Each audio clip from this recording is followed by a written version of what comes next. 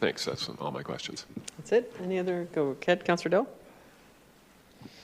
Thanks. I'm interested in the statutory right-of-way. So there's a 6 by 6 meter statutory right-of-way, which I believe, if you go back to the photo with the coffee shop, is that where the right-of-way primarily is? It looks like to build the bike lane that's going to be sort of in between the street and the rain garden. The rain gardens will be a part of the right-of-way as well.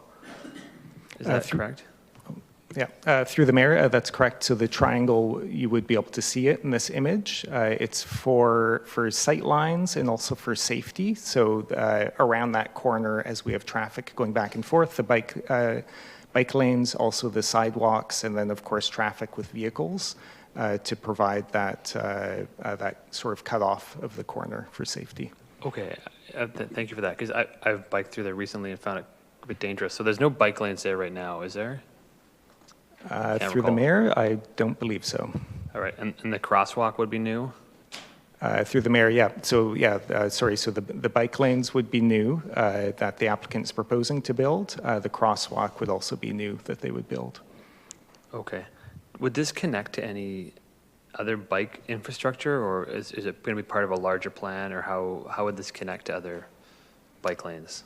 I can start by saying, and then my colleagues in transportation may want to add something, but the OCP does anticipate this area for having bike lanes along here potentially. Okay. But as for connecting, I'm not sure if there's, Mr. Kenny perhaps can help me. Mr. Kenny, do you have any thoughts on that? Yeah, through the mayor. So Belleville Street is identified as part of the long-term all ages and abilities cycling network.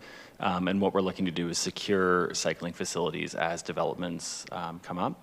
So currently, right now, this wouldn't connect to neighboring facilities, but we are working on other projects such as the Belleville Terminal that would extend existing painted bike lanes that exist in front of the legislature on Belleville and also adjacent developments. So it is one that we're looking, when the opportunity comes, to put the infrastructure in, and then we'll connect it as over time. Councilor Dell? Okay, thanks for that.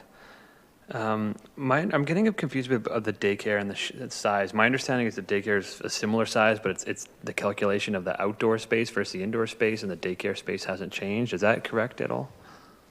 Like the outdoor space is not being included in the calculation?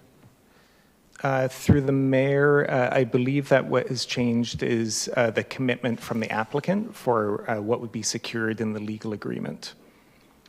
Okay. And not something that is designed on the site. Okay.